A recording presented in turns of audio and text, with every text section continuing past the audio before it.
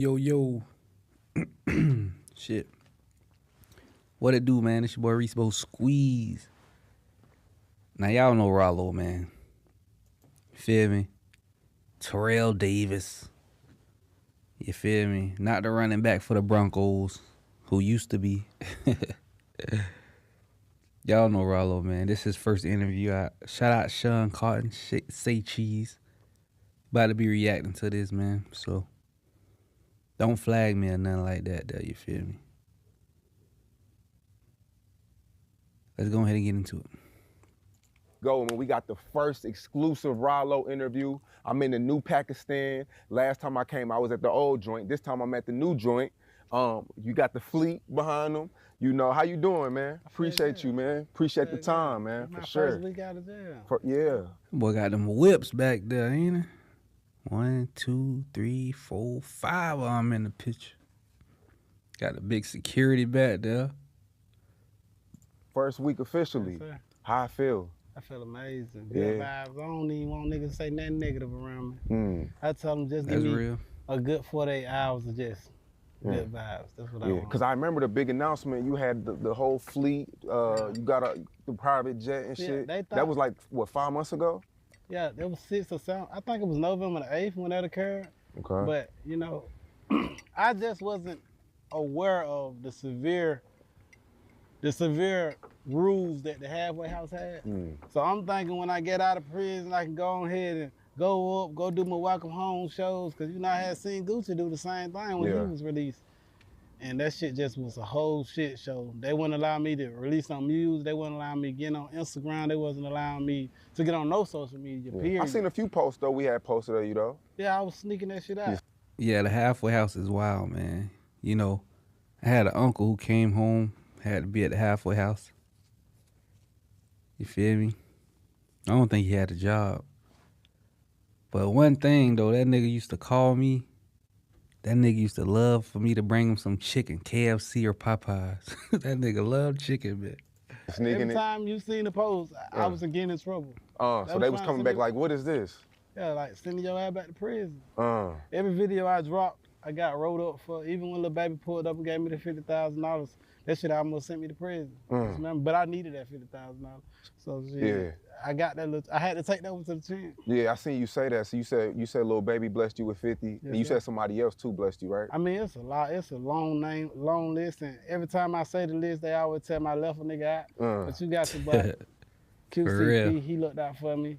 He sent me maybe 75,000. You got Lil Baby sent me a 50 while I was in, and gave me another 50 when I got out. You got your boy Dirt. You got 21 Savage. He had gave Queen $40,000 for me. Shit, it's a long list of people. You know, Goldmouth made shower straight every 2 weeks. He put something on my book. You know, I actually had an eye bid, you smell me? Outside of the niggas that ran off with my money and, you know, did all that lame shit. Yeah. So in the halfway Nigga gonna always run off with your money once you go to jail, dog. You go to jail or die, nigga going in your crib. house, you had a curfew? Shit, you gonna come out. You come out to go to work and you go straight back home. I mean, go straight back to the halfway house. So what was your schedule like as far as like work? I just go to the studio every day. You know, I ain't got no job. I mean, Gotta hit the yo. Later on, I had found out that I could have 2 jobs, so I divided. So instead of me spending the $400 a day on studio time, I started going ahead and spending like $200-300 because I was able to utilize my property as a construction site, and I was able to go over here and do the construction and stuff and build my hood back up. Yeah. So first day out, it's what, yesterday, today? First day First day out gave my was mama Friday. 100 racks. What you do? What was the first thing you did? Got me some money, shot me some videos, got me a couple shows lined up. Called you, got me an interview. Yeah, for sure. Let's get me some bags. Yeah. So, I mean, let's go back to 2018, man. I mean, we could start with the first incident with the private jet. It was really 2 incidents, right? Yes, sir. The first incident, you weren't physically there? No, sir. It was actually like 4 incidents that occurred. Y'all only seen one, which was the private jet that I got caught with. But however, I had 4 different counts. So like stuff was getting caught up, and you know, it's more incidents occurred way beforehand. You know, what occurred was they just got tired of the situation with me because of other crimes that occurred. One of my homies had they had a informant that was in Pakistan that was coming. He was praying with us. He was a nigga with tattoos on his face. You would never even tell he was the Fed. So he was trying to get to me. You smell me? He was trying to get up on me, but I might be with 1,000 niggas, but it's only 5 or 10 niggas that I really communicate with on certain levels. You smell me? And he kept trying to get towards me, and I guess one of my little homies told him, like, if you want to get with Ralo, you got to spend at least 100 or two, at least 200,000. You smell me? So the nigga called the feds, and was like, in order for us to get with Ralo, we got to spend, an abundant amount of money, and the feds want to approve him for the money. So the feds said, shit, we'll give you the money, but we'll have to send an agent out with you.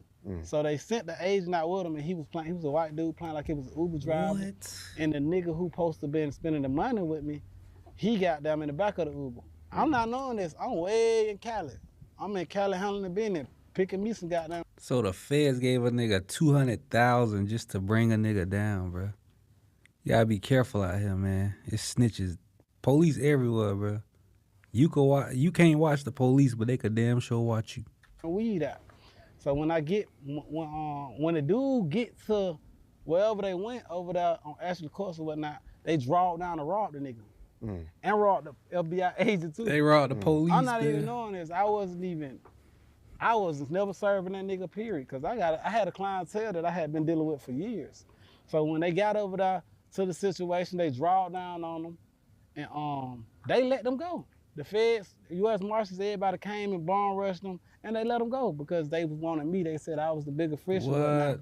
So I'm on the plane thinking everything out because they wasn't giving a fuck about that weed. They never cared about the weed from the jump. It was never about the weed. You smell me? So I understand people ever came with me saying he on locked up for weed, but in their mind and throughout their thorough investigation, it was a lot shit that of led up crime. to it. Shit like that led violence, up to it. Yeah. You know what I'm saying? So when that occurred, they just got tired of the situation, and the chief of the FBI, they said, oh, y'all got to close that case. So really it was a gift and a curse because they would have kept investigating. Ain't no telling what type of trouble I got in. Or if they would have just simply not even got me off the plane, they should have just waited till I got in traffic. And then handled their business, they probably would have got to stash house or something. But however, they was just too goddamn happy to see me. And, crash the car. So the informant, is this somebody that you kind of like grew up with type of situation? I never knew the foreman in my life. I never talked to him. I think I seen the nigga when I was in prison because one nigga pulled up on me saying he was coming to Pakistan buying shit. And he said a lot of good shit, like shit that I know 100% was occurring.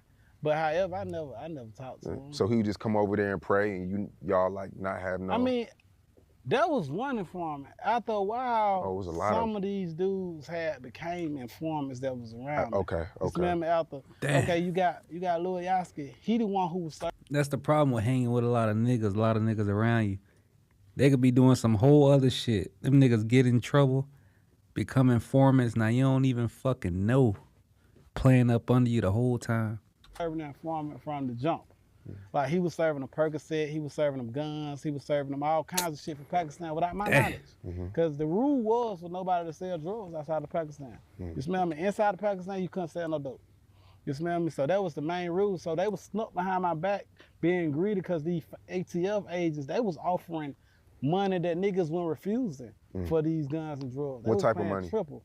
Like for a 22 rifle, they trying to for a 22 assault rifle, they was giving $500. You go to the store and buy that shit for $109, $120 back then anyway. Yeah. You smell me? So these dudes, they couldn't see through the bullshit, and they ended up getting on their team. You smell me? I guess they were scared. Some of them dudes ain't do nothing, not one day in jail. Yeah. Have you watched any documentaries about yourself since you've been out? Shit, I see a different documentary. It's like 10 of every them. day.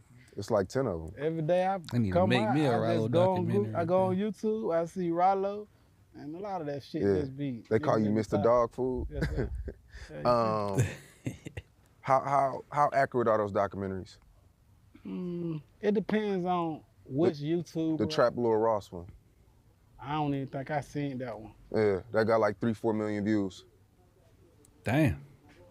I gotta look at it. I don't even but just overall though, is a lot of the shit accurate? Yeah, a lot of it accurate. I say like 80% of it. You smell me? What's the cap though?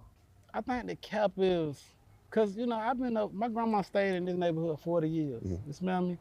And You smell this me? somewhere I call home.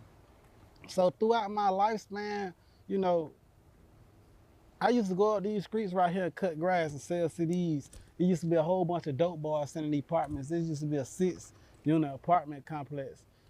And coming up in the streets and having trap houses, having different trap houses, you know, everybody see me when they seen $1 million or they seen the first 500,000, but people didn't know how much work it took to get there. So Facts. throughout my journey of life, going to jail back and forth for a little bit of crimes, whether it was possession of cocaine or whether possession of a firearm, people didn't know how much structure and how much discipline and how many losses had to be taken at that. You smell me? So the police come in today.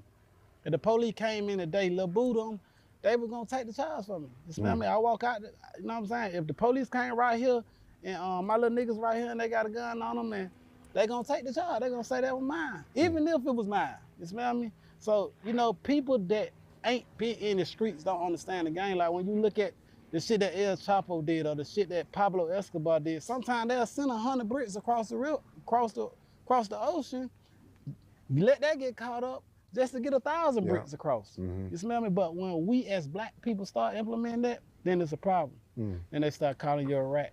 They start calling you this and that. So like, Facts. you know, it comes with, anytime you need, you chasing success and you trying to succeed in something, it comes with sacrifice. It comes with strategizing. It comes with a lot of different things. You know what I mean? So, I remember when you got locked up, right. the biggest narrative on the internet was a lot of people pulled up your IG posts. They pulled up the Vlad interviews. They pulled up the showing the cash and being wild and popping your shit and blaming that on, really blaming yourself on bringing attention to you. Right. Yeah, him and Hush Puppy. I know y'all remember Hush Puppy. Boy was living lavish, showing off like a bitch. Police like, hell nah. Fuck these niggas doing? Getting all this money. How much accountability do you put on yourself for that? Them people don't give a fuck about no nigga flexing on money. Them people don't give a fuck about no marijuana. They don't really care for non-violent crimes really at all. But when you got people that was dying, a lot of people was getting killed. A lot of people was getting shot. Yeah. That ain't something that I rap about. That ain't something that I broadcast. When niggas getting shot nowadays, everybody go up and say they shot them. But niggas It was getting me. their ass I dropped shot that around nigga, here, man. you know what I mean? Not saying I had anything Trying to do get with it, likes. but whenever a case go cold, whenever any murder case go cold, the feds have an obligation to investigate it, pick up that file and investigate it. So all these different crimes had occurred. I guess they got tired of my name getting pulled up in this shit. And they just so happened while investigating me for these cold cases, stumbled across the marijuana. And that was the only thing they had. You smell me? Everybody else was rapping and doing this and that. I had to make the money. You smell me? I wasn't making no lot of money off rapping. And as you see, I always had a village to take care of. So while they investigate me for these cold crimes or these murders that had occurred, they just stumbled across the weed. So you don't, if you were to go back, social media would be the same. You would still carry it the same way? I think I would. I had a good life. I enjoyed myself. Like I ain't, when I got caught on that plane that day, I wasn't in deep regret. I knew what this shit came with. I was willing to go sit down and do 30 years. You smell me? I was willing to go do 30 years. I had it in my head when I was on that jet, sitting in that bathroom, saying fuck them people. I said to myself, I'm finna go do 30 years. And I told myself, shit, I'm finna go up here and, get as close as me as possible. We finna sit down and do this time together. You smell me? Damn. So like, it was never a time that cause according to my religion, we supposed to regret our sin. You smell me? But it ain't no sin showing money. You smell me? I mean, it's arrogance in it, you know what I'm saying? But I had fun. You smell me? I lived a great life. Even if I was to die some years ago, I still would have been legendary in my hood. You know what I'm saying? Where I come from. Yeah. I remember, I think you did like a news interview and you said that you felt targeted. I think you did say you felt targeted. You felt like because you were going to get out on bond, Right. and they said that you were still running the organization from in jail, Right. and you said you felt targeted. Explain that whole situation. I think, I mean, back then, you know, being in jail, we wanna try to make it seem as we are victims. Like the government doing something wrong or some shit like that. Damn right I was a target. You smell me? Like, I supposed to been a target. You smell me? I'm the breadwinner. I'm the king of the village. I'm the leader. I'm the person that God gave the financial stability to take care of the village. You smell me? So like, I ain't gonna say I shouldn't have been targeted. You smell me? I understand that what this shit come with. You smell me? You can't goddamn whatever job God gave you, it's your obligation to handle it. Exactly. You smell me? So like, if God gave me the wealth, if God gave me the financial stability, it's on me to take care of the village. You smell me? So I can't cry about being a target. I didn't know that. That's real now. When God give you a gift, man, just use it. It don't matter what it is, nigga. You could be the best karate person, nigga. Just use what God gave you, bro. Kingpin was an actual charge. You smell me? Till I got the charge and they put me number one on the indictment, I didn't even know what the hell 4 points. I didn't know none of this federal shit. You know what I'm saying? But after going through feds, you run into some real intelligent dudes. You run into some people that really have a great amount of knowledge. You smell me? And these brothers, you know, was different from the state because I went to state prison twice before I even went to fed. So when you're going into the feds, these dudes is all about finessing. These dudes is all about paying whoever to get out of jail. However they gotta put it, you know what I'm saying? They put it that way. A dude might pay you. You ain't got no criminal history. Let's just say you ain't got a criminal history. Cause the feds got guideline sheets. So people don't know what the fuck. It look like a timetable chart. But if you got a certain amount of convictions, they go over and over on the chart. And then based on your offense, they go down. You smell me? So the luckiest motherfucker to be in that situation would be a dude with no criminal history because you get lesser time. Yep. So if you got a dude facing 20 years for the same crime that you'll get 3 years for, it'll be very smart for you to do them 3 years. You probably do 18 months, come out, go to the halfway house like I did, then leave a nigga in jail for 20 years. I think that's like, the people gonna say, nigga need to take their leak or whatnot, but I think that's called strategizing and helping one another out. You smell me? Yeah. Let's take it back to April 14th, 2028. Well, 2018. Damn. God damn. 2018. We're talking about 444 pounds of weed. Right. Worth $840,000. Right. And you knew that the people were watching you at this time. Right. You said it on IG, you said it in interviews, you were vocal about it. Take us through that whole day on April 14th. Like, I mean, I did with my usual. Every Monday I go to Cali, pick out my weed, cause I used to send Duke Wild and all my homies to Cali and pick up my weed. But they started coming back with shit that King and some of the bros was just like, fuck nah, that ain't no good shit. So, you know, I end up looking at what they liked it, and I started going to Cali myself, cause I'm spending $1 million. You see, I'm spending $1 million. I'm spending sometimes anywhere between $500,000 and $1 million. And when you get that shit, you don't want to have to hold on to that shit for months. And so I started going to Cali myself. I get on my jet every Monday, go to Cali, pick out my weed. Probably that Tuesday, one of my people that I had out there, he thought he was a plug. He wasn't no motherfucking plug. He was pretty much a broker. Middleman. You know what I'm saying? He was able to go to some of the people up there and hump up counter in they mountains on the 101, and he'll bring me back little packs of shit and tell me, okay, this is what, you know what I'm saying? I get some of the bros to smoke it or whatnot, see if it's strong, because I ain't never smoked a drink in my life. So when I did my usual routine, I went down on Monday, you know, got my little Airbnb. Sometimes I stay in the mountains. It depends. It just be bored as fucking in the mountains. Right. So I go through LA sometimes, drop my money off, and go shopping and do all my things in LA, because there's some real niggas out there in LA. Shout out to LA. And then when I get to LA, I drop the money off and I shoot the shopping. By Tuesday, the homie had me some packs of what I need to get. You know what I'm saying? So I go look at the shit Tuesday. By Wednesday, I'm trying to come up out of there. You smell me? By Wednesday, I'm trying to get all the vacuum seal bags, trying to get out of vacuum seal bags.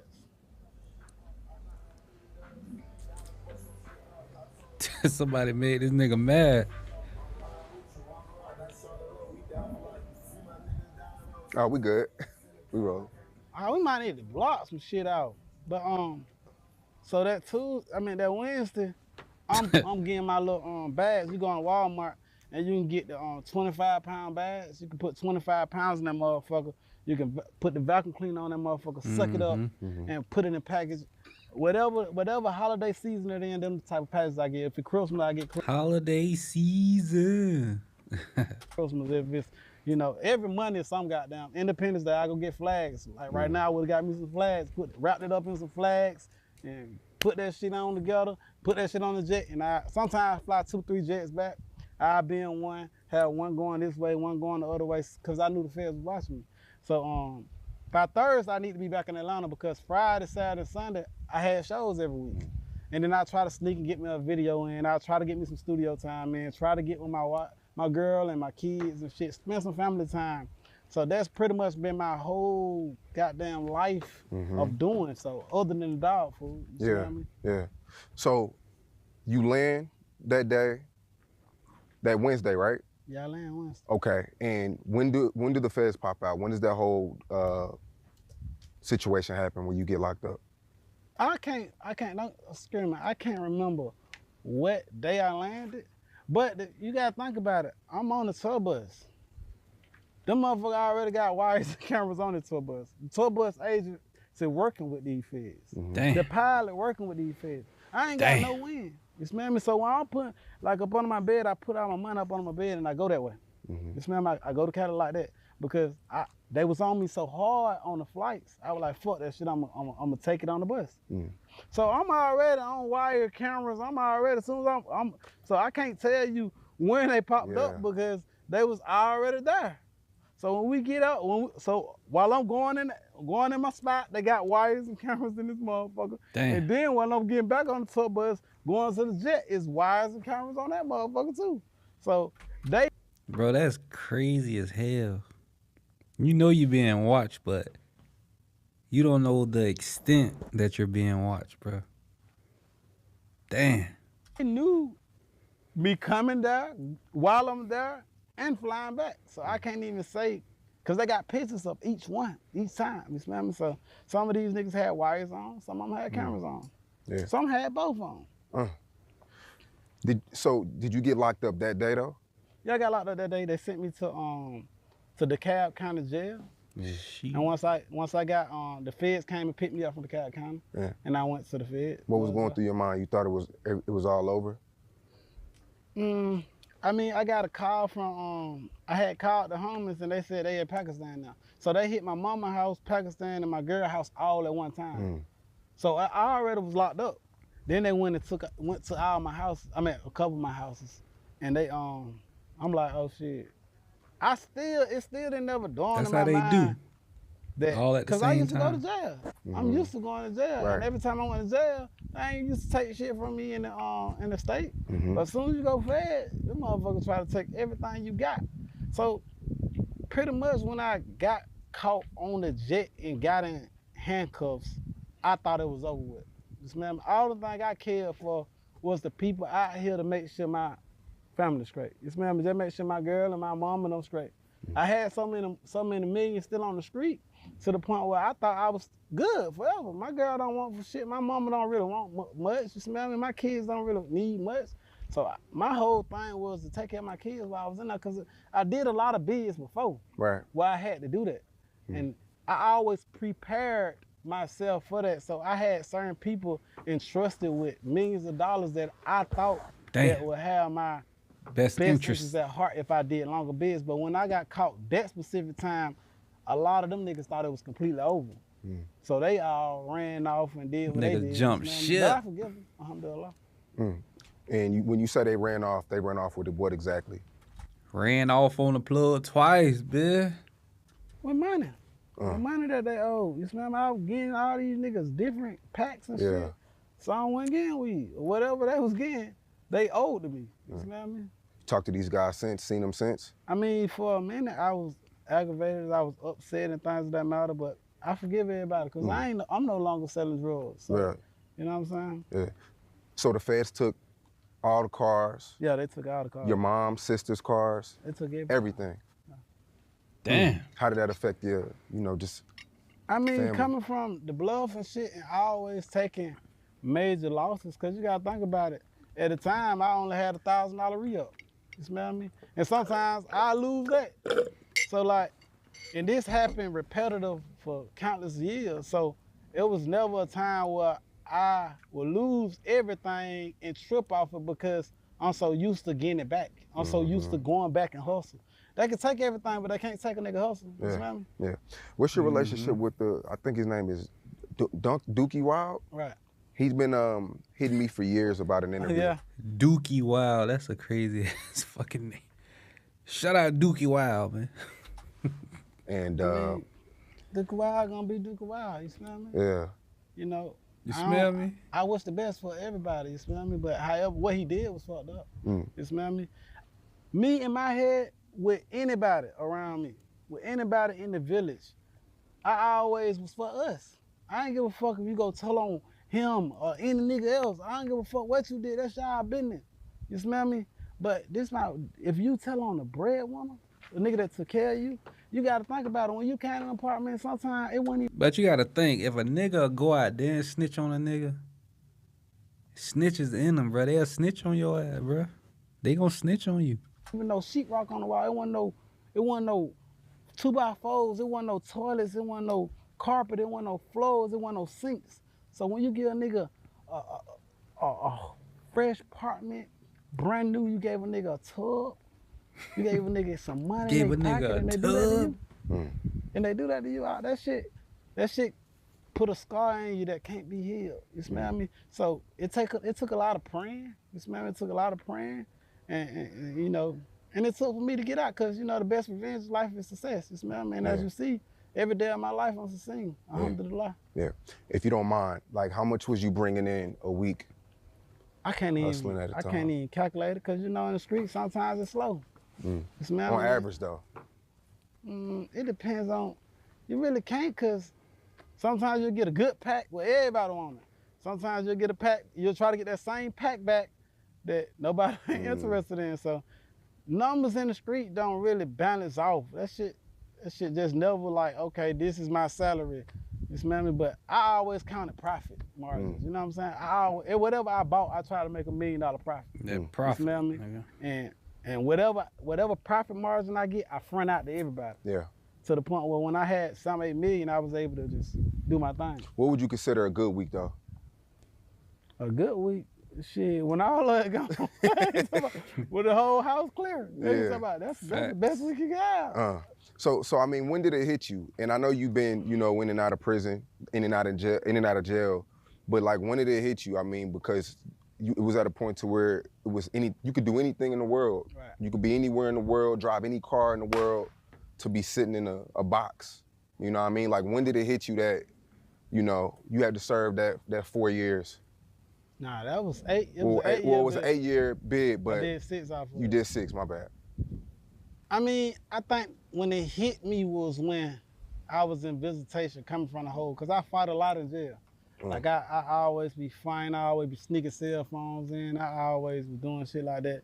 So one day I was in a hole, and while I was in the hole, they was escorting me down in Lovejoy to the visitation booth to see my girl and my son.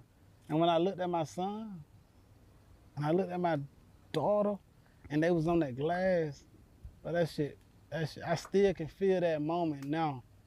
That shit kill you, bro. That shit like kill you, cause when you doing this shit, when you selling the dope or whatever you doing to provide for them, you not thinking of the sacrifices that you taking that will hurt them more than them just being poor. I'd rather for them to have some Payless on and I'm out than have some Javention on and I'm in. You smell me? So like, hey, that's that facts. shit killed me right there. When you looking at them kids, man, cause out here, you know, it be fun and games, everybody be happy and shit. But when you behind that wall and you seeing them kids grow up without you, you can't go to a father-daughter dance. You can't goddamn go to your kid 5th grade graduation or kindergarten graduation, and you know, when goddamn your daughter started a period, and it's just a little bit of shit that we The little things. don't even look at now. You smell me? Facts. Yeah, the little things. So that shit kept me in that visitation booth. So you said you got in a lot of fights and shit? Yeah. Were just people fucking with you and shit? I wouldn't say people were fucking with me. I was fucking with them. I was stressed out. I Yeah. was bored and shit. Sometimes you need some physical. I can't get no pussy out. Shit, I gotta get some. Some gotta make me tired of this motherfucker. So like, majority of my fights came from, you know, injustice. Like I don't really. Anytime I see a bully in the dome, I'm on his ass. He gotta show me. You smell me? Like, you know, people that have. Ralo probably got his hatred ass towards whooped Islam. in that You bitch smell me? Because sometimes. like behind the wall, I practice Islam real heavy. You and win I some, was you like lose the imam some. at like 11 different places. So like, whenever that occurred, when niggas, cause soon as we get the Quran, you got 1,000 niggas bringing out Bibles now. Like it's a fucking religious war in here. You smell me? So like, you know, sucker shit like that, you know, I ain't telling nobody not to practice. I believe in the Bible. You know what I'm saying? As a Muslim, we supposed to believe in the Bible. We supposed to believe in the Torah, the Bible, and the Quran. All three of the revelation that have came down. However, you got some niggas that just evil, bro. And that evil shit, I don't be with. You know what I'm saying? That shit, like out here, I can get in my car, get in my Maybach, anything, and just ride away and get away from that sucker shit. But in there, locked in there, locked in. man, boy, I'm finna beat your ass. You finna beat my ass. We finna die in this motherfucker. You smell me? Like, that's what it is, man. And then I be stressing about bitches, my girl, all kinds of shit be going on. Nigga be out here like doing all kind of lame shit. That shit'll drive you fuck crazy. So I'm gonna get somebody. One of these niggas done make me mad that week. You be mad at some shit right then, and you just think about all the bullshit that went on. So as soon as the nigga get on the phone, you don't like how the nigga talking. Nigga, you yelling, nigga. He might be yelling. This shit just be like that behind the wall. Yeah. Was it like any friends or people outside the wall that was kind of changed up while you were inside? You know, Man, not a lot of answering niggas certain phone switched up. calls or you know, people that you expected more from? Or did everybody pretty much stay solid with you? I mean, me personally, myself, I can't really speak for nobody else, but I ain't really into calling a nigga from jail. Like, I'm not no nigga that want to cake on the phone with a nigga from jail. I call my partners, I call them 15 minutes every now and then, but if I ain't got no cell phone, maybe if I got a phone in that motherfucker, we kick it, but you know, in the feds, you only get 300 minutes a month. So I'm not finna call nobody and waste my goddamn minutes to talk on the phone with no nigga. I'm already here with 1,000 niggas. What the fuck? I wanna talk to my bitch. So like, you know, I think that jail is a place where a lot of niggas get closer to their girl or their significant other. It creates that bondage. Right. So I ain't really wanna see nobody for real. Of course you gonna create that bondage while you in there. You need somebody to talk to, bitch. What the hell? That's when a nigga change right there. I mean, I just wanted my girl to come see me and my kids. You smell me? I wanted to hug on them. I wanted family time. You smell me? So even if somebody did switch up, I wouldn't damn know. Cause if I ain't what you don't see, you can't think about that shit. You smell me? Real what type of inmates were you in there with? Was it murderers or scammers or drug dealers? I think that when I was in Rice Street, I was on the 7th floor in 300 South. You smell me?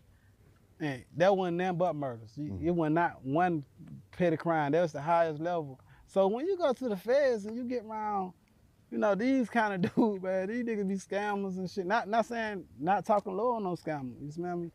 But like, them type of niggas weren't really like, you know, when you get to the FCIs and the pins, it bind. Cause I was in the FCI and I worked my way down to a low and I could have went to account, but however, I was too short on time, so I was getting released. Cause I did 4 years in county. You smell me? Like just going to county jail to county jail. So by the time I got to the feds, I was at like 4.5 years, then 5. I'm finna get out. So when I got to the FCI, you had niggas in that motherfucker with forever. For life, yeah. So, but the feds is a lot more different because you got niggas going to the yard and work. You got niggas going to chow and work. You got dudes goddamn, you know, doing janitor work inside. Did you work inside there? Or? I worked on the red yard. Yeah. Yeah, I worked on the radio. It was COVID. I wanted to go out every day. day. Yeah, just to make time go by. Yeah. I mean, I don't got no problem working now. I go cut the grass now. Real nigga. I'm just one of them niggas that like even my little niggas, and all my little homies, they always telling me stop, don't work. Yeah. And I'm like, nigga, I'll do it. You smell me? I'm just that type of nigga that don't even really care no matter how much money I get. I remember cutting grass. And then it's good to cut grass because it give me some kind of feel with earth. You know what I'm saying? So like, yeah, I worked. Yeah. I worked. So how much is that in the feds? Like, how much was that per hour? In the feds? Yeah. Oh shit, that thing you give me like $20 a month. But if you working in the kitchen, you can make. I seen niggas that working in the kitchen got 75,000 on their book. Cause you can sell hamburgers, hot dogs. I went into that. I had Goldmouth send me some money if I needed some money. QCP, little baby, I had niggas that I can count on. You know what I'm saying? So I ain't never need to sell nothing. Them niggas in there selling deuce and doing what they gotta do to survive. You know what I'm saying? However, I had a grand support system on the outside that was willing to do whatever for me. You see what I mean? What was one of the craziest things you witnessed, whether if it was like a stabbing or like some near-death experiences or like even with yourself during COVID? I know a lot of people were going crazy in there, lockdown and shit. But I seen a mob dude, I ain't gonna say his name, he had 44 murders. Damn. He had 44 murders. 44 fucking murders? This nigga got away with 30 murders and did 14 more. Shit. And like, I seen this documentary when he was coming up, right? And the nigga goddamn was just hate rats. He was hating this. He was just, you know how them Saycheese dudes be, real respected. I seen that nigga sleep in the room with a nigga that told. That a nigga that nigga was always telling. And for a nigga to have 44 murders, and now he in the room, but he couldn't do shit. He was on the cane. You smell me? So like, that when you open up your mind and you say, okay, cool out here, all these niggas popping their shit in county jail, but when you get to prison and 20 years later, 30 years later, this nigga was in there 50 years. He outlived his judge, he outlived his lawyers. How the hell, it's hard for him to put in appeals because his judge dead and the other judge dead. Damn. So like, it's just seeing a motherfucking old fella walk around prison that been there 40, 50 years. What you gonna do? What the hell you gonna do if a nigga, if a snitch or any type of nigga come in that motherfucker? What you gonna do? So this right now, shit, this shit ain't talking about a bitch ass thing. You need to look at that old man and this how you would determine what you need to do in life. Cause what he did apparently went right. Yeah. You smell me? But I salute him. I love you, man. He probably still alive. When I left him, he was goddamn back and forth to medical. Who the fuck want to go to medical every day when he that old in prison? He was rich. Nigga had money, probably more money than me. You smell me? But, you know, that's the wildest shit. Me, a nigga getting stabbed and getting, that shit don't bother me. Niggas been doing that shit. Niggas die every day, B. Yeah. So, like, that type of shit never was a wild moment. Wild moment is like, nigga, you sat in them motherfucker 50 years and you forced them to deal with this shit. I know niggas with 7 murders, some of my DC homies, shout out to DC, good niggas, man. That's willing to do everything to get out. Niggas is trying to get out of there, man. Like, you got some, I don't mean, if you got niggas getting on that deuce, the K2 and shit, you got niggas getting on that and they just trying to hide their time away.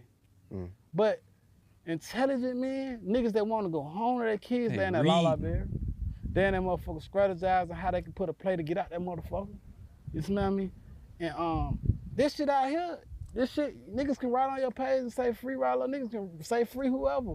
But whoever doing that time has got to do that time. Exactly. Whoever kids out here got to live without them, they baby mama got to pay their bills this month. And then the nigga needs some money on his book, so she got to work every day. She got to take care of the kids alone. And send this nigga money in jail. Kids, being disrespectful and shit. Yep. And then she gotta, if she don't come to visit a nigga, she lame as hell. She gotta make some time to visit a nigga. Then she gotta make time to make sure she pay all the bills, her car get rent, insurance, all kinds of shit really happen. Life is life. You smell me? So for women to be able, like, bro, that's like the wildest shit in the world. Like, we don't take in consideration the woman out here. And then as soon as she get fucked up or something, get a nigga or some shit, now she ain't stay down for you. You smell me? So like, we gotta really strategically think about those women that's out here. You smell me? So like, it's a lot of shit that I just was able to identify that put me in the position that I'm in today. Yeah. You smell me? Hey, we're gonna do one more question and we're gonna go on the break. What was some of the craziest, cause you know you being locked up, it's a lot of new, you know, life goes on. People die, a lot of crazy shit happens in the real world. What was the craziest news you got while you were locked up? The craziest news I ever got while I was locked up was a nigga called me a rat. I couldn't escape no shit like that. I seen you real upset about it. Hey, that boy said out of everything, a nigga called me a rat. That's the only thing pissed him off. Hey, man, nigga gotta keep their respect up, man. That too. Man, that shit, like, you go do all your time. You go stand Then a on nigga business. call It's you a easy to rat. tell. Any nigga can go in that motherfucking tail and get right out of jail. Think about you doing 6 years, hard time, 24 hours a day. Sometimes, some months I stayed in the hole for months, not a week in the hole. You know how it feel to be in a room for 4, 5 months, can't come out that motherfucker? They ain't letting you get commissary. You suffer. You No suffer. phone calls you either? Suffer. No phone calls. Ain't letting y'all get no phone call. You get one phone call a month. And then a nigga call you a rat.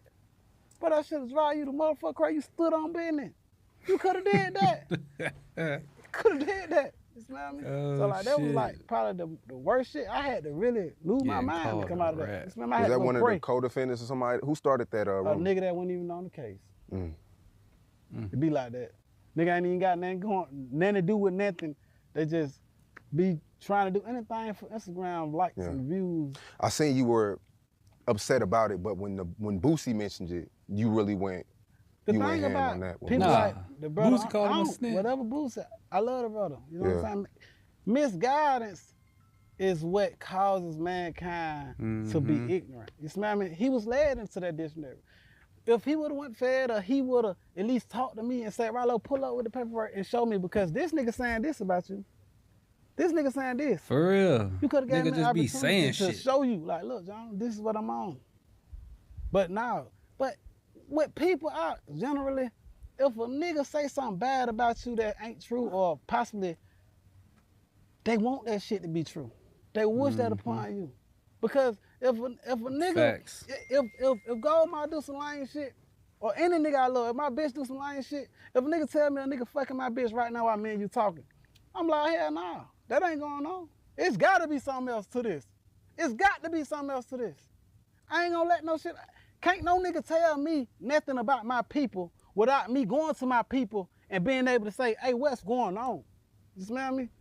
What's going on? Tell me, show me what's going on. If he would have done that, then we wouldn't be here today. If niggas would have did their investigation, their proper investigation, what's going on? Let me hear the whole phone call. Let me hear this. Let me do that. If you do your proper investigation, then you'll get the truth. You smell me? Investigate. That's what the feds do. They get their motherfucking truth. They get their facts and they prosecute your ass. Get your facts together and bring it to the table. That's what you do. You don't go do no lame shit like that to your mans or nobody. Don't do that. Don't For do lame real. shit to nobody. Just go. A lot of people need to take heed to that, boy, because in these times, nigga just put anything on the internet, say anything by anybody. It could be true, false. But the lie is more entertaining than the truth, so, hey, man. Go up there and ask them, hey, look, what's going on? And then you make a decision yourself on how to go about this. No nigga ain't finna say nothing about my mans, and I'm not finna push up on my man. Hey, John, push up. What the fuck you doing that for? I would've never did that to a nigga. I would've never did that. Have you spoke to him since? I mean, we speak through, you know, I represent Wild and Lucci. I stay down for him. I talk to his mom. I do right by my people that's in jail, because I was in jail. Right. Niggas that's dead and all that type of shit. We have mutual friends. I don't be with that telling a nigga to pick a side because I fuck with this dude. You smell me? Just cause he said that or whatever, that don't deter me from fucking with Lucci mama and Lucci and shit like that. So yeah, I do right by my people. So we will always have common folk. You smell me? But you know, whenever he read, I'm not in denial. Like, let's talk. Like whenever, I ain't got no pride issue. You know, some of these niggas, they get some money and they just think they too good. But I'm not that nigga. You smell me? You right now you can pull up. Right now nigga can come give me a 1. I'm ready. You smell me? Like I don't be with all that old bitch ass shit. And then I won't tell you like go get no gun because I ain't scared to lose. You smell me? We can fight it out or whatever. Even if we do some lying shit now, we fight over here and shit. You smell me? So like, it's just like that with me. If you my brother, or supposed to be my brother, you love me, or you some kind of real nigga, then you know we can have a conversation. If we don't like the results to it, let's shoot it. Let's shoot a 1. You know what I'm saying? But niggas quit to go get a gun. When Niggas they ain't fighting these days. These So- niggas bitches, man. The Dolph situation. Right. When you heard that news, I almost lost my goddamn mind. I lost my cell phone that day. See, Dolph, whenever I had phones and shit in the joint, man, Dolph would sit on the phone 3, Damn, no more new Dolph music, bro. Shit. 4 hours. You smell me? Just talking, just vibing. You know what I'm saying? This one of the niggas that when Queen sent him over songs for me, he jumped right on it. Whenever any one of my people be around him and say a free Ralo thing, he do it. Whenever my family needed some money, he send it. You smell me? So like with Dolph, you know, I gotta choose that side. Why? That man in the ground. He got kids out this motherfucker that grown up without a dad. How the fuck I look?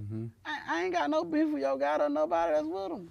Or who, whatever. I ain't saying he did it. I ain't saying that. Yeah. Whoever did whatever they did. But for me to be fucking with a nigga that this man was hating, you know, your guy was my favorite rapper all my life.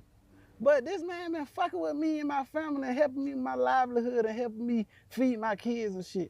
And looking out for my neighborhood. He the reason why he contributed to all we have today. For me to goddamn be fucking with some people and that man dead that he disliked it, and his wife, his girl out here raising the motherfucker by herself, I ain't doing that.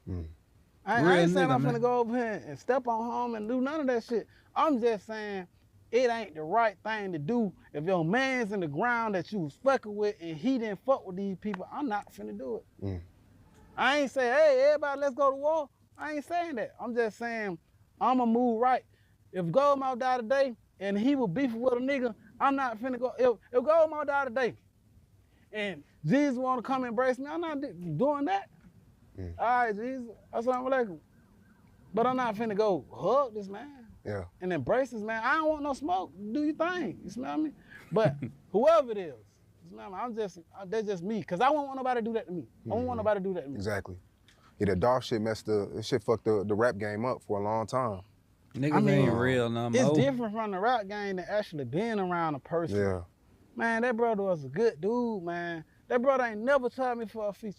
That brother ain't never tried me. He ain't even say, Ralo, just buy my clothes to pull up at the video shoot. This nigga pull up after he got shot with the sling on, nigga, and come shoot the video. Yeah, he barely able to motherfucking walk. Damn. Hell nah, boy, I done want to cry till now. Yeah. I love that boy. I love him to death. I'm forever with him. I'm standing on that.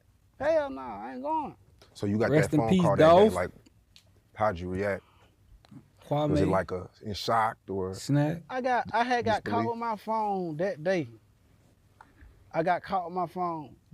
And the judge said if he ever catch me with another phone, he was gonna smoke my boots. I was gonna get a lot of time. So I actually got charged with a phone. So How you kept getting caught with a phone though? I think that Like they just do random searches or some shit? they do that, but you know, I never posted no pictures of me or nothing in jail, but Yeah. them motherfuckers just know I got a little money. They know I got a little money. They know I need, and I talk on the wall phone all day, so they know it's another phone in this motherfucker. So like, I think it was just identifying the character. You smell me? Then you know I'm in that motherfucker to the point where you see authority.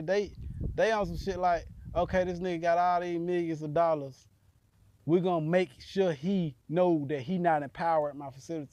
So I'm quick to, yes sir, no ma'am. How you doing today, sir? I'm very, polite when it comes to authority. You smell me? Yeah. So they took your phone that day? Go ahead. You left When they off on took that. my phone, they took the phone. I seen where they took the phone to. When they took the phone to there, I went over there and I got it. I stole the phone back. So when I stole the phone back, I gave it to a white boy. I gave it to the white boy, and I was like, hold the phone, because they might find out I got this motherfucker. It's hard to get phones in feds. So the white boy got down, wallahi, this motherfucker walk out the dome and get a police the phone and say they belong to Ralo. Damn. So the day Dolph died, me and him, I had a fucked up day. Then I found out that happened. I ain't even know on my phone. I'm on lockdown for the phone or whatnot. A nigga come to my door and say, your partner Dolph just died. I wanted to kill his ass. Y'all better get away from that door. Your stupid ass don't tell nobody that. Yeah. What the hell wrong with you, boy? He was the first person to tell you? He was the first person to tell me. There's some good niggas in Alabama, man. Shout out to Clay County, Alabama. Yeah. And you was like, nah. They say he got shot. So I'm thinking it was like the last time he got shot. They ain't telling his ass was up through there. You smell me? I ain't found out that to going, cause now they removing me from that facility because they feel like I got too much influence over the facility.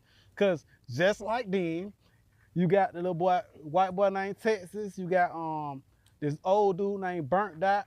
All these people signed the affidavits. That's my phone. That ain't Ralo's phone. Got several people sign the affidavit saying it ain't my phone. So right then, you know, people was just advocating not to get me moved, because you gotta think about it. Some of these dudes ain't have no money on their book, no income coming. I'm in that bitch feeding the whole dorm. I got this good spirits in there because we praying all 5 prayers every day. We got good structure in this bitch. So these people wasn't up for allowing me to leave. They was trying to protect me from that. But soon as, you know, I would have said, hey, that was white boy phone who agreed to this. Oh, you're a snitch. It's just stupid shit like that. I paid several niggas to take phone charges and shit for me while I was down. And before I went to jail. You smell me? So it's just like that, you know? Yeah, man. Dolph was in this city that day, camouflage vet, and he was spotted at the cookie. Fuck niggas killed Dolph at a cookie shop, man. That's crazy, man. Cookie store in Memphis, man. Right. And shit was all over the internet that day. It was a real bad day. That was a real sad day. I think that every day from that day was bad. Yeah, like I said, it really hurt the you knew him personally, but that really hurt the rap game as a whole too. I understand. You know, a lot like Nipsey, you know, hustler, entrepreneur, independent, getting it from the mud. Yeah, man.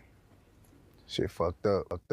So we all know Thug is currently fighting a case. Right. And you've been really vocal about, you know, people not speaking up, saying free Lucci. Speaking of Young Thug, his new motherfucking judge, she removed herself from the case.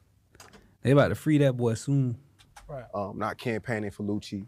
Right. You've been really vocal about that. Right. And a lot of people, you know, in this rap game, there's not a lot of people who have a backbone. And you're one of the few that speak, you know, how they feel. But you've really been consistently on some, you know, free Lucci shit. Right. What's that connection with you and Lucci? Man, Lucci was kind of like, he popped off a little bit before me in the rap game. And him and I came up with a couple records, like Every Day, that was our first song. And Young Scooter had called me and was like, but they playing the Everyday song every day over here. So, you know, that was one of my biggest songs that I had at that time, outside of the song I got with Future, the Can't Lie Future, the Can't Lie feature that I had with Future. And him and I was, you know, trying to strategize how to get in the rap game. And he just one of them brothers that we kind of was raised together in that game, you smell me? And him and I did a lot of shows together. Whatever he couldn't sell out, I was able to sell out, Brian, because it was places like, it was certain places in Alabama that I was hotter at. And the venue wasn't selling enough tickets, so they'll put me on there and I'll bring a bigger crowd. It was Huntsville. That's what it was, Huntsville, Alabama. There was a couple places like that, and then sometimes he'll do it. Sometimes I'll pop up at his shit for free, he'll pop up at my shit for free. And him and I, we really had gathered our bond from one day he had fell off a four-wheeler in Poker Bean Projects in Miami. And I stayed in the hospital with him all them days. Just stayed in there, just sitting in there because nobody was down there with him. You know, his mom and his family support him heavy. Don't take that from him. But they was way in Atlanta. I was fucking with Birdman real heavy at that time. So while I was fucking with Birdman, I was at Birdman house because I was staying on Birdman like 6 months. So I leave from Star Island, well, Palms Island, because you know Rick Ross gonna say he ain't live on Star Island, well, Palms Island. So I left. You did?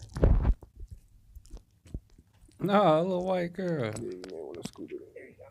So I left. I used to leave from Palms Island to go over there to the hospital that Lucy was in, and we just talked about a lot of things. And you know, when a nigga down bad and fucked up, whether it's a hospital bed, whether it's a cell, if you together with that individual, it creates some shit that out of our control. Yeah. So we was able to start bonding. And then I know how I feel to be in now without a person saying free Ralo. You smell me? So I'm one of the ones that gonna say free Lucy. Yeah. And I'm gonna say free Thug. Yeah. You feel like the rap game's on some gay shit, picking sides, and you know, Thug's the bigger artist, so a lot of people tend to choose sides for who's the bigger, who can benefit them the most at the time. Right. I mean, you just said it for yourself. You smell me? But you got certain people like Lil Baby. He got a bigger bond with Thug than he never really had a bond with Lucci. He never met Lucci. You smell me? So he organically supposed to pick Thug over Lucci. Exactly. You smell me? And then you got niggas like me who, you know, growed up beefing with Thug to now that's my partner and I still fuck with Luke. You smell me? And, you know, right now, when I was in prison, more money was involved. You know what I'm saying? You got to think about it. Before I went to prison, you know, Spotify, Apple Music, Pandora was just really kicking up. Yep. You know what I'm saying? So niggas weren't making money off streams. You know, we had the live mixtape, my mixtape, the DAT, Piff, the Spinnerellas. We had all that shit. So Spinnerella. a lot of dudes didn't have the financial stability that they have today. And when you get financial stability that time, you start to, you know, poke your chest out a little bit, you know what I'm saying, and feel like you needless of anybody because, you know, when we know that we need people, we humble ourselves down, you smell me? But when you feel like you don't need a motherfucker, it's fuck the world. And that can cause a lot of mischief within the land. That can cause a lot of problems, you smell me? So what makes you so vocal about that? You feel like a lot more people in Atlanta should be vocal about life and Lucci? You think it should be a full campaign? Because you know the feeling of being in jail and nobody. I mean, I can't really speak about what another motherfucker can do. I just gonna do my part and do the right thing. You smell me? Because I can preach, we should do this, that, and the third, but you know, ain't nobody gonna do it. It's better I was just lean by example. Like a lot of niggas went, Sims, you just had a massive wave. They had ESC, they had my boy 42, he had a massive campaign to the point where niggas was scared to say Long Live Dolph. Yeah. Niggas was like, I ain't saying that because if I say that, then I'm gonna be blackballed from these individuals. You know what I'm saying? But you know me, when you just, like I said, if you need this of an individual, it's like, fuck them. I don't need them niggas. Not saying they fucked up people, but I don't need them. You know what I mean? Yeah. I'm a rep for a dead man. I feel like most niggas dead is in prison are real niggas anyway. So, you know, these niggas that's alive doing so much lame ass shit to the point where I just rather go, you know, I'm gonna go pray for the dead people. Because this lame ass shit that going on out here, it's just, I can't get jiggy with this shit. I remember I was in the old Pakistan. We did. Nah, for real, niggas there doing lame shit for views and clicks and everything, dog. You ain't lying, bro. Did an interview that did amazing. And I think you and Rich Homie Quan were at odds. Have y'all spoke since? I think, you know, that was just some rap shit. You know, I don't ever underestimate nobody or I don't estimate no enemy because, you know, he probably got some niggas willing to crash out. You know what I'm saying? But at that time, you know, I was a young, ignorant nigga. You know, still today I get ignorant. I still do stupid shit at times. You know what I'm saying? But today I just have a massive amount of knowledge to the point where, why do that? I mean, he did some lame shit. He probably still do some lame shit. But niggas do lame shit every day. And you know, I shouldn't even went there. You smell me? If you feed a dummy, the dummy get big.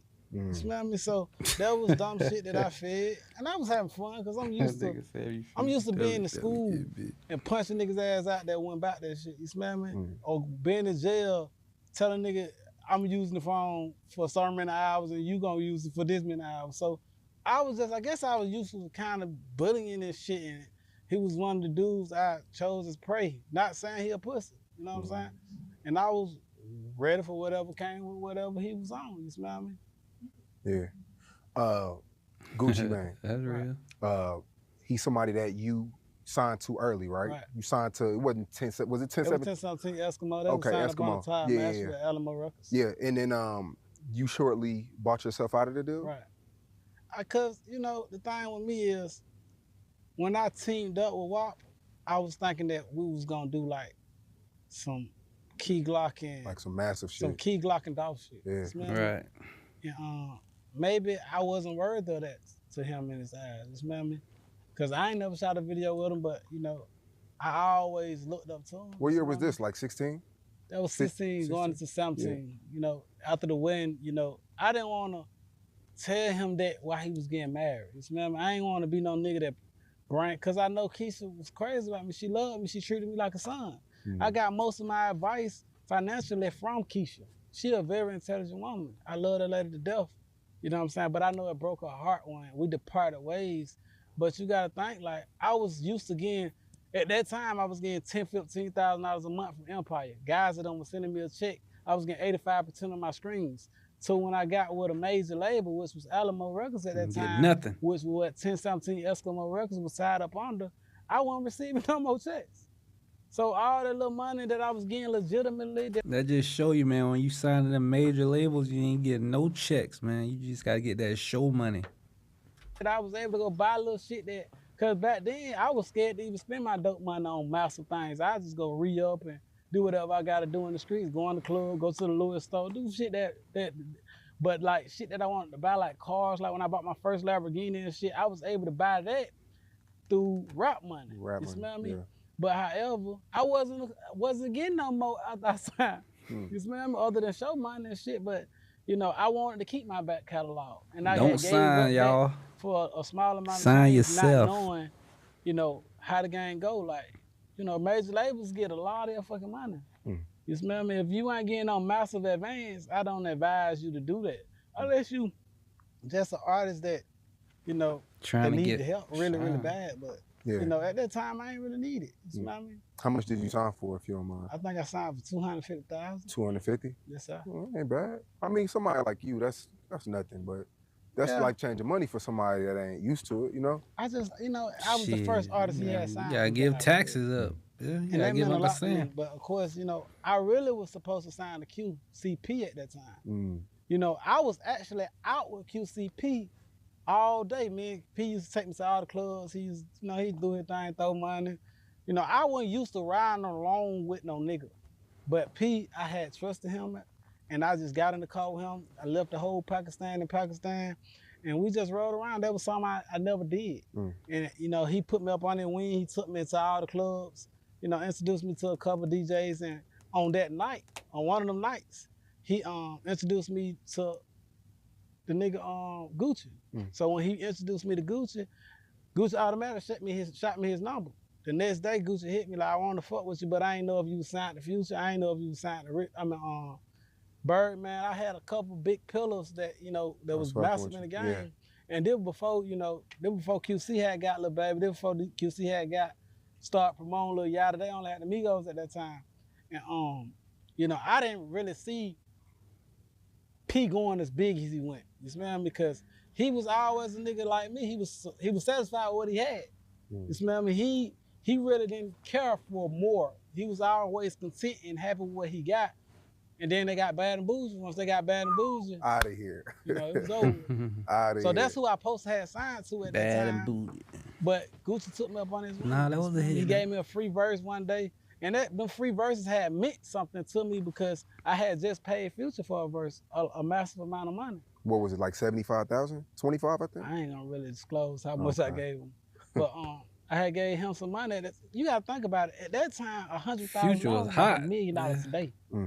Like you see niggas with, I was the first young nigga in the city with a Lamborghini. Not to brag about that, but we didn't see Lamborghinis. We didn't see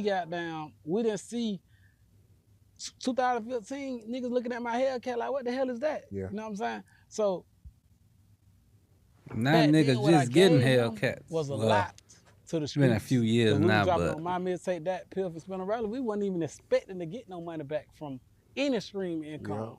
So whatever I gave, if I would have gave him $1,000, that shit meant something to me. You smell me? So when niggas started giving me features, that shit just meant a lot to me. And Gucci Man was one of the first one that gave me that free feature. Outside of Young Thug. When did it go sour? When were you like, you know what, I'm better Gucci off love getting on a independent, feature. Like, I fuck with Gucci, no bad feelings, but I'm not seeing no money. The business ain't right. I want to be free.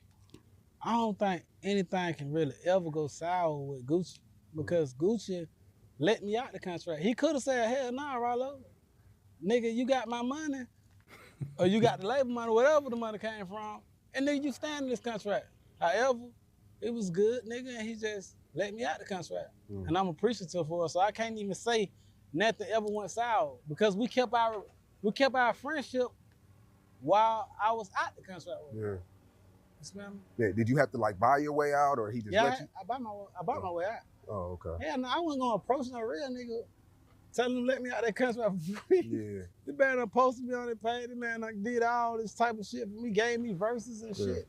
I wouldn't never went to no nigga with my hand out saying let me out the contract, like the rest of these niggas know. Facts. Can you say the number or you I think it was more than the 250. So you paid? I paid more because you gotta think about it. Alamo had paid my lawyer fees. So you had to pay $250. They had paid the nigga Jeffrey plus another $250 from probably. New York. They had paid him, and he had charged us a lot of money. So I had to pay lawyer fees. I had to pay little promotion shit, all kinds of shit. So it just come with it. So you just go back, get some street money, and bring it to him. No, I actually had got some shows and shit, so I had some money in that account. Okay. I had been getting shows. After I had bought my Lamborghini or whatnot, I just was able to save money. You know what I'm saying? I ain't had nothing to, all the rest. See, at first, when I was buying property, I was cashing out on everything. When I got to prison, I learned the game, never cash out. Just go ahead and put a down payment down and finance. Get your credit right. You smell me? If I would have known that back then, I had like $5-6 million in profit. I could have pulled the equity out and bought more shit. So, you know, I hadn't paid everything off. So after I bought my Lamborghini cash, I got one of the stupidest shit I ever did. I fucked around and was saving money. So when I was saving money, I ended up sending him back his money throughout my account. And then you're 100% free? Yeah, I was 100% free. Yeah, because as of late, you know, Gucci has the new 1017 with Pooh Shiesty, Big Scar, Enchanting. He had Hot Boy West. A lot of great. Now you know this motherfucking interview kind of old because half of them people dead and in jail, bro. Great talent. Pooh Shiesty left a mark on the game. But make a big mark. Yeah. A lot of people, it's mixed reviews because a lot of that whole roster is either dead or in jail. I mean, you got Big Walk Dog out right now still doing this thing. But what's your thoughts on that? Because I mean, you dealt with him before. You could speak from experience. A lot of people like to throw shade on Gucci.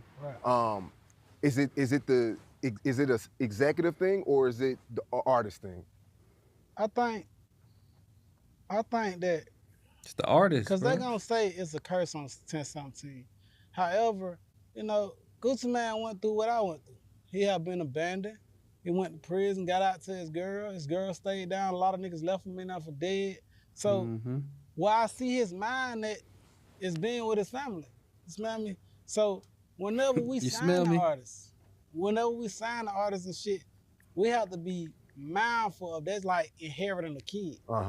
So whenever you inherit a kid, you got to think about the household. You got to think about, you know, where you don't want your kid to be at or what you want your kid on because you raising them in this game because the rap game is a whole total different game. So I think what's missing is that father figure. You know what I'm saying? That person that we can call and he an artist, so he don't got time for that type of shit. You smell me? It been going right now. Don't get me wrong. Shit, he have had artists popping shit like that. A lot of success. We still gotta understand that we need that father figure in our CEOs. We need that embracement to teach us the game, to tell us not to do certain things. So that's what's missing in my opinion. Yeah, but a lot of times, as a CEO, you don't know, these artists live a double life. Right. They, you know, you see the artistry in them. You see them go to the studio, but then when they go back home, you don't know what they're doing. You don't know if they popping perks. You don't know if they selling drugs. You don't know what they're doing. You could be a good mentor, but when they go home, they're away from you. Mm-hmm.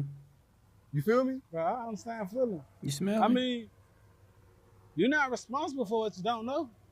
So, I mean, but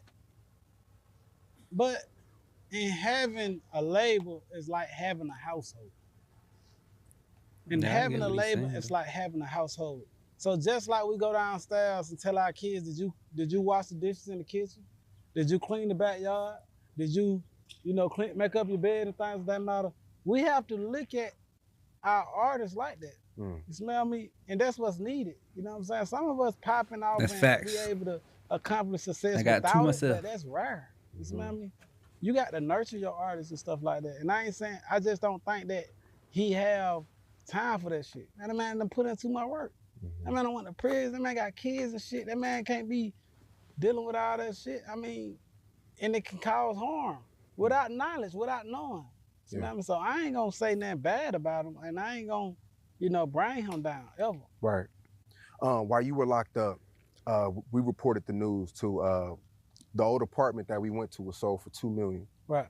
And how'd you feel about that? Because I know you were emotionally attached to that property. Shit. Did you try to buy it back or not? I tried my best to buy it back. And my girl, I called my girl because Hold on, wait. Victoria, is that catching? All right, go ahead. Yeah, but my attachment to the Nah, we good. You good? We good, yeah. My attachment to the apartments, because you gotta think about it. Whenever you Muslim, you want to be close to the worship area. And right next to those apartments, we had a mosque. And that's where the Muslim pray at. So we was able to walk directly out our front door, go to our right, and turn right in there, and go make our salat and pray to our Lord. So the harm was that I wasn't able to have, because we gotta know how important convenience is. Just like it costs a lot to stay in the city because of stores and stuff like that. Mm-hmm. The convenience of being able to have access to the mosque means a lot to the Muslim. It's supposed to mean a lot to her. If it don't mean a lot to you, then you need to check yourself. But however, that was my main attachment. So, I called my girl. I said, look, them motherfuckers ever got on the market for $2 million. I mean, it wasn't even on the market for $2 million. It was on the market for at 1.4, but you can bid on it. Yep. So I had people ready to bid on it, buy whatever. But I called my girl and she was like, she don't like the memories that occurred in there. So out of the sake of my love for my girl, I just let it alone. Yeah. What are they doing with it now? It's still over there looking crazy.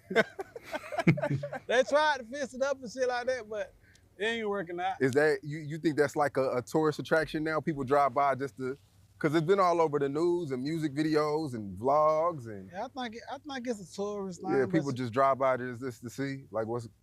I think when I came over here, it just make people look down on that because you see we got a Mercedes-Benz standing right across the street. We got a plaza. Right. So we in the core, we like, God, sometimes he'll take some things from you and give you better. Remember what you being humble. Yeah. Remember?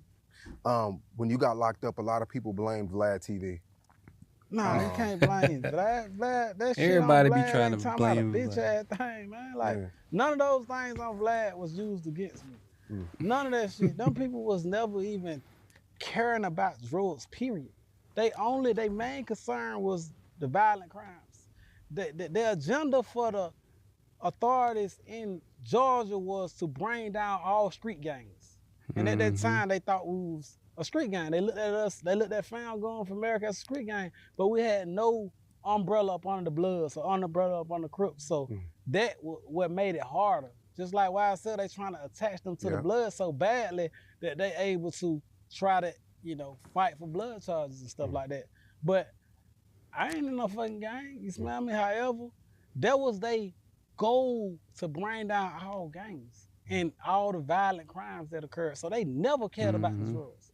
I ain't gonna say that the law just don't give a fuck about drugs, but that wasn't what they indicted me for. Everybody's confused like, oh, this nigga went to jail for some weed. No, it wasn't about no weed. It's just, certain things they couldn't, indict me for. Yeah. Had to get them on something. You never did drugs, did you? Nah, I never smoked drugs in my life. Yeah, me either. I never tried weed. You tried weed before? Hell no. Yeah. I don't get high on my own supply. I got an uncle like that. Curious about how it make you feel?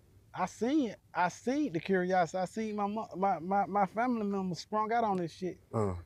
That's all I need to see. I ain't want to be like that. Everybody in my family did drugs, still do drugs. That's facts. I want to see how people be popping pills and shit, and they see how it affect other people, bro. Like, shit, crazy. Never try smoking weed. I ain't trying to be no bum. I'm not saying weed smokers are bum, but at that time it was crack. It was crack. It wasn't no weed is the new crack. Everybody had their stem and they Britlow pad and they shooter and they was weed is the rock. new crack, bro. It wasn't no fucking weed. This weed shit new. Weed ain't even. Know some of y'all smoking weed right now. I be seeing niggas saying they got rich off bags and shit like that. That shit really. When I was promoting this shit because I looked at it as nothing. Yeah. I ain't look at it as a control. So I'm like, this some fucking weed. I'll be out in a minute. Like I ain't no goddamn until I sat down that they was trying to send me ass. Forever for other things. Yeah. What about fentanyl is the new thing that's taking over the streets right now. Right. That wasn't really a thing in 2018, right? Nah, I mean, it was creeping up the ladder because I lost a lot of clientele. I lost a lot of clientele to fentanyl because I wasn't never selling fentanyl. So people that had fentanyl, they was getting on my customers because that shit was, real powerful. They wanted to die.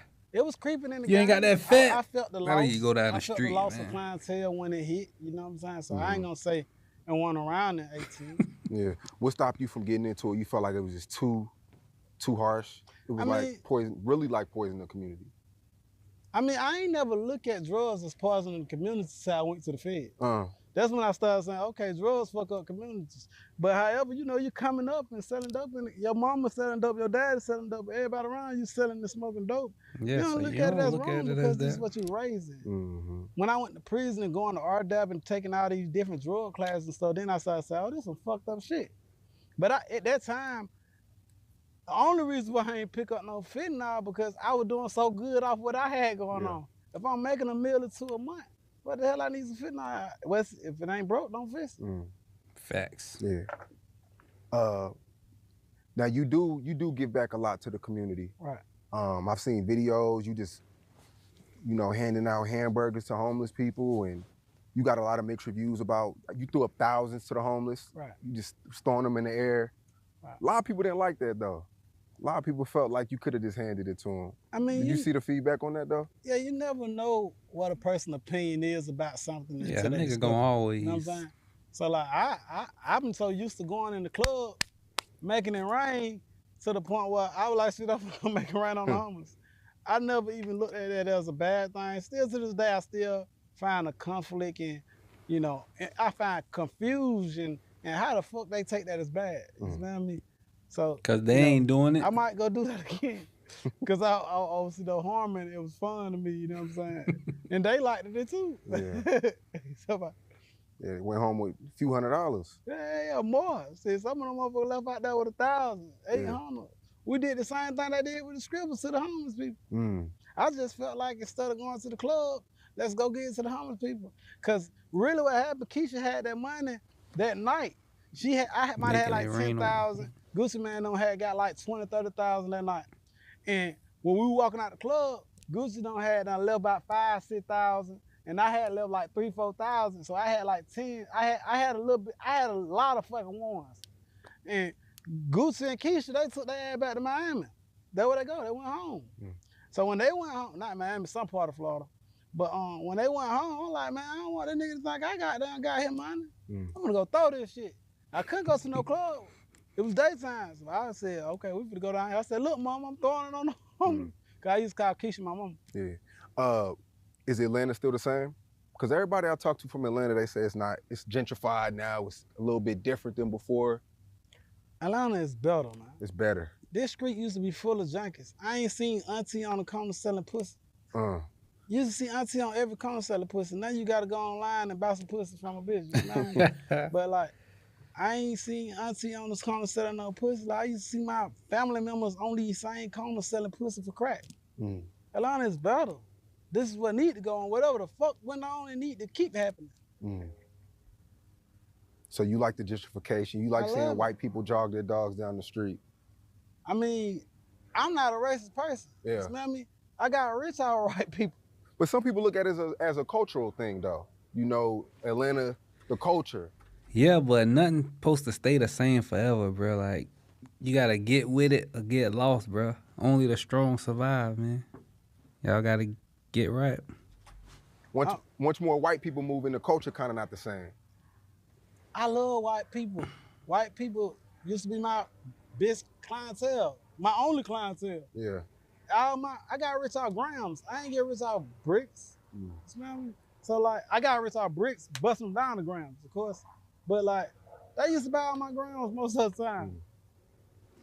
Not saying, you know, nothing against them or I'm trying to bring them down, but shit, at that time they fed my family. I appreciated them. So at what age did you get your first million?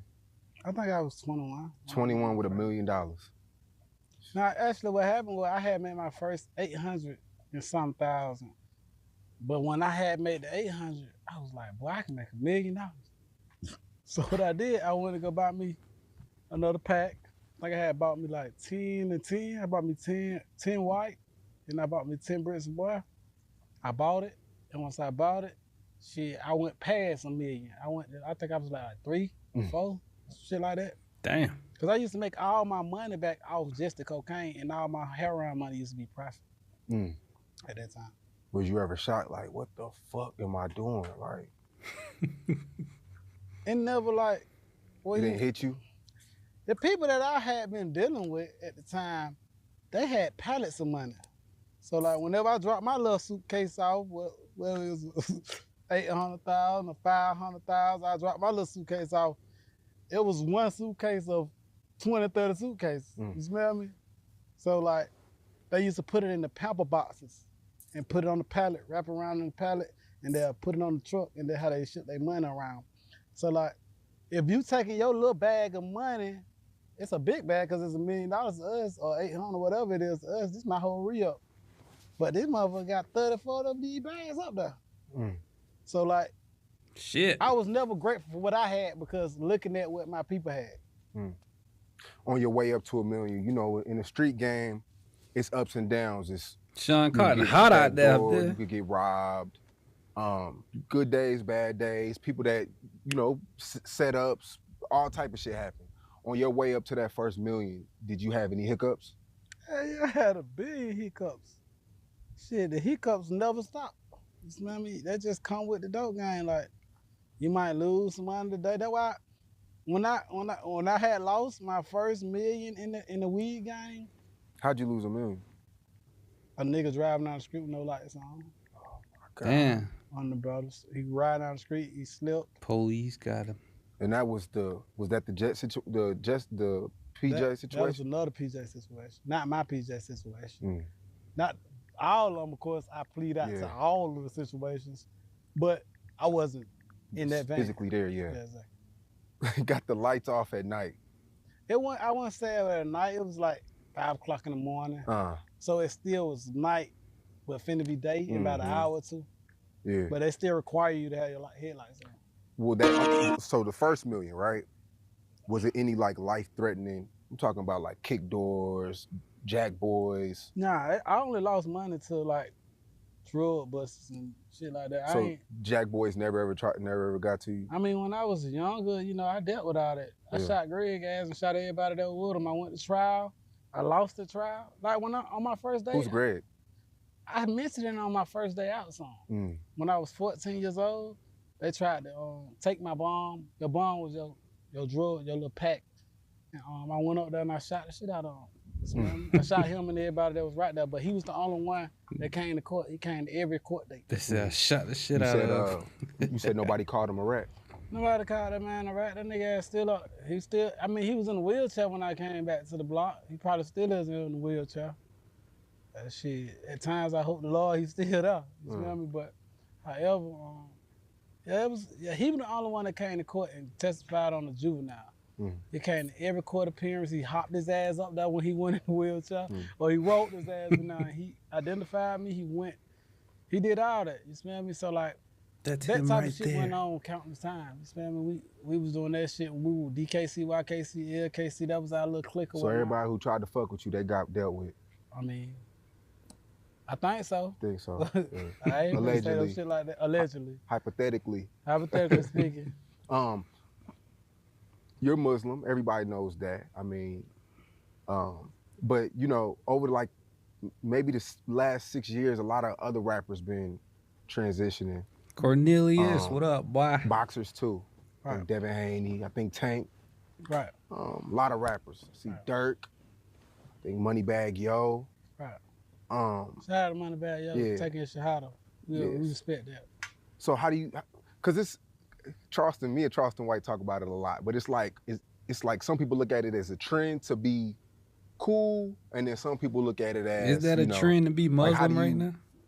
How do you look at it? I think our destination that we should be trying to get to is pleasing our Lord. So if it is a trend to please our Lord, it's so big. I would love for it to continue the trend. If you just got all the right answers, man. To get to that destination, then follow Ralo. True. If you gotta follow Kevin Gates and you feel like there's something that you want to do because he doing it, then all praise and thanks to our Lord. I don't even if niggas in prison, they become Muslim because they need protection. You but good, shit, it was bro. plenty of times where our Lord protected us from things. So, I look at it as, we all need God. We all need this religion. We all need help. We all need unity. You smell me? So Nah, that's real though. it was never like, it was a story of the Prophet Muhammad sallallahu alaihi wasallam. A man came to his village and he said, if I become Muslim, I want you to give me something. And the Prophet Muhammad sallallahu alaihi wasallam said, what do you want me to give him? He said, I want a camel. And the Prophet Muhammad told the man, hey, y'all go give him a camel. He said, no, I want the best camel. At that time, it was red camels. Red camels was the high-priced camels at that time. And he told him, give him a red camel. So he went back to his village with his camel. Everybody in his village became Muslim because of that. So it don't matter how you get there. Just get there. You know what I mean? I don't care about, here, this nigga scared and he Hey, man, glad you back home, bro. Whatever he is, he found God. You know what I mean? He found a good religion for himself. And this is something that I have seen benefit countless men. You know what I mean? Know that shit rough in there, man. If it don't make, beneficial sense, it shouldn't make no sense at all. Worst investment you ever made? The worst investment I have ever made. Shit, I gotta say the rap game. You think so? Hey, just stay up out that bitch now, man. Money I have, if I wouldn't never start rapping, Scooter came over there with that chain and got me rapping and shit. Man, nobody really knew who I was. They just heard Ralo, the millionaire Ralo who sells drugs, who got the bluff on lock. I was making millions and millions of dollars. So you was just in your world doing your thing. Yeah, People just kept. Sometimes I had good months. People I made kept hearing 3 your million, name. 4 million. You gotta think about it. If I would have kept me up 10 months of 4 million, I would have had a fall. Hey, what's the craziest thing you saw in there, Cornelius? I would have been up 100 or 2 million cash. You smell me? So like, when I fucked around with this pussy ass rap game, it fucked me up. Yeah, I heard the county wild. On me. Everybody know everybody can identify me. Now I can't even barely go to the gas station. I can't sell no dope no more. What's the inspiration though? Is it Big Meech or El Chapo? My biggest inspiration was neither one of them is Pablo Scarface, nigga. You talked about Meech a lot though. Yeah, I love Meech. Don't get me wrong, but shit, when you sit next to these type of dudes, you just 4.5 you want to go higher. I was able to explore the things that Meech had accomplished again. I was able to, and more than he was able to get. It ain't about how much money you make, it's about what you put your money into. So I was able to buy my villages that I able to do by our Lord. Our Lord gave me the money to do it. I want to give credit to him. I don't like getting myself credit, but yeah, I was able to do a lot of things that he did. I wasn't able to, do a whole country. That nigga Pablo had a whole country. That was different. You even did the billboard too. Like Yeah, I did all his billboards. You did the billboard on the highway joint? Yeah. Yeah. Big Meats was my inspiration. But once I got me a Lamborghini and shit, and I got my own little shit, it was fuck all that. For real. Pablo Escobar never rode in no motherfucking Lamborghini. Never. Pablo Escobar, even Donald Trump, you don't see him in no Lamborghini. Black truck. None of that shit. None of that shit don't mean nothing. Nothing. You smell me? These niggas are the winners. These niggas are the people that celebrate generational wealth. They kids. They still pay Pablo Escobar kids just to go on the interview to talk about him. And them bitches don't never say that good. Them bitches don't never say that good about him. So Yeah, that's he facts. still made a way for them. And just like Big Meats, he made a way for Little Meats.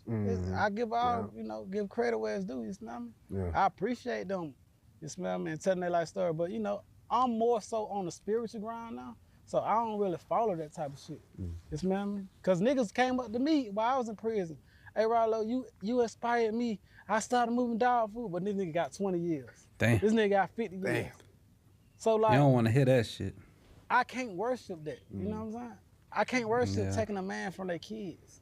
Even though I didn't physically do it, but I did it throughout my influence. You smell me? So now I try to influence others. Go this route, so Islam. You think Future saying your name in his lyrics put a big spotlight on you? Of fucking course. Yeah. It was bittersweet. It was like, damn, but at the same time, it brought you a lot of clout to do Brought me a lot of what clout. you wanted to do. Brought me a lot of clout. Cause at that time, Future was, Motherfucker it was wasn't tripping. all these different rappers that's popping I now. was up in It was just Clinton Future. County and It some was just other Future and counties. Drake. Yeah. They're the only two niggas that mattered at that time. And both of them said my name. You smell me? And I appreciated them, but Yeah. it did put a target on me, of course. But I ain't gonna blame him for it because Future called my phone before Hey, you he saw even somebody put the get song stabbed out. in He was that like, hey, bitch? Ralo, I gotta ask you something, little bro. I'm like, what's up, Future? We call him Pluto. I'm like, what's up, Pluto? He was like, I just said your name on the song. I don't know if you Oh, so he asked you first. before he put it out. Dirt Spot out. Yeah. He asked me. You smell me? And I was like, I was leaving the heroin alone, going to weed. So when I was going into weed, I thought everything was all good because I wanted to get me a little dispensary and shit. I thought I was gonna goddamn shoot up out of there.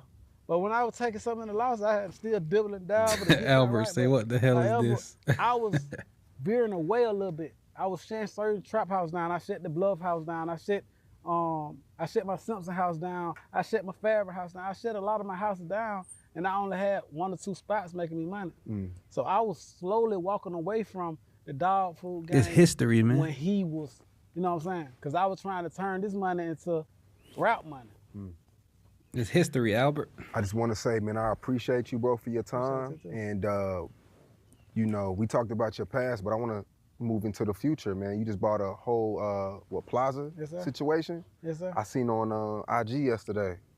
So I know, like, people try to worship me in reference to what I have done by buying apartments and shit for my niggas and shit. But when you really think of this, right?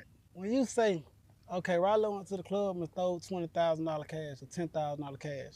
But at that time, we had 26 apartment unit. So roughly, I would have probably charged $1,000 a month for each unit. I might have made $26,000 a month. But you got Ralo going to the strip club, Nah, that's throwing Ralo, though. $10,000 on these bitches. So I didn't never think it was fair for me to even try to charge rent. You smell me? Because these my niggas. Why being a bitch face doing this and my niggas is hurting? You smell me? So at that time, I took it upon myself because we were living in a massive mansion on Rock Lamont. We had a lake and everything in the backyard. But we started growing up and having kids and shit. Our bitches was over there. So you see kids running all around the house and shit. So I was like, shit, what I need to do is get the apartment so everybody can have their own shit. I didn't never think, because at that time I'm still selling heroin. I didn't never think I would become a rapper. Nor did I even give a fuck about the recognition from any other blogs. I just did that shit out the kindness of my heart. And now it's to a point where niggas need jobs. You know what I'm saying? I don't want to have to give a nigga a pack. We can goddamn go right here to this plaza. We got a restaurant. We got a corner store. We got a barbershop. We got a hair salon. We got a mosque. We got several units that we Airbnb out and stuff like that. So now I got a place where I can give my nigga, even if it ain't the hundreds of thousands of dollars that we used to make, we can make $5,000, $10,000 for them to be able to put in their pocket for their kids and shit. That's like real. That. So I just end up spending money on a lot of food. Like every day we got to go eat out. Or I might catch a bitch with some food stamps and skin her down some money to pack out the house and shit like that. But I spend a lot of money feeding my crew every day. You smell me? So I need a place where I can get food, so I can sell my own food or get my food, and I want to be able to feed the homeless and those that's not in need. I mean, that's in need. You smell me? Yeah. So, I mean, we got the rest of this year. That's real. We still got some summer left.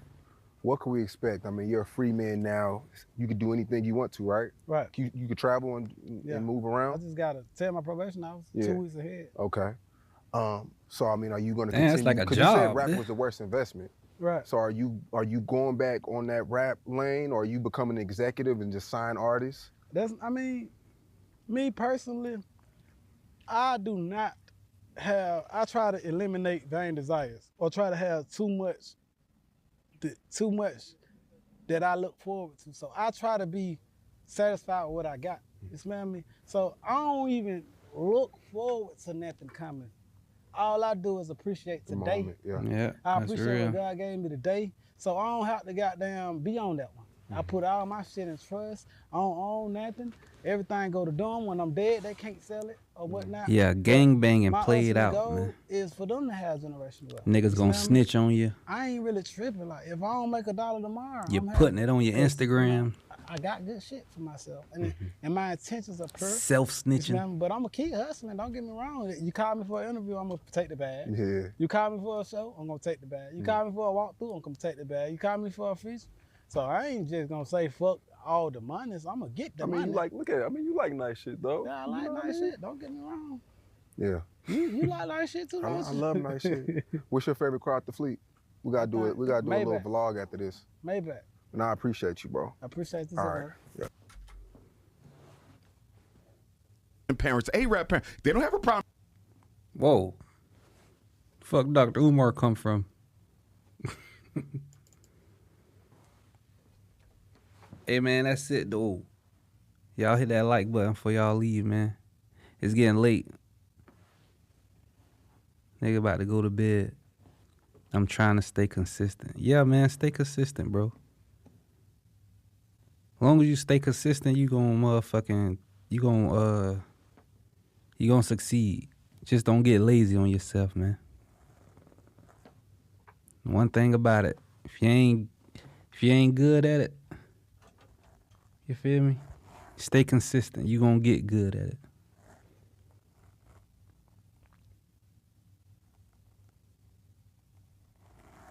That's facts.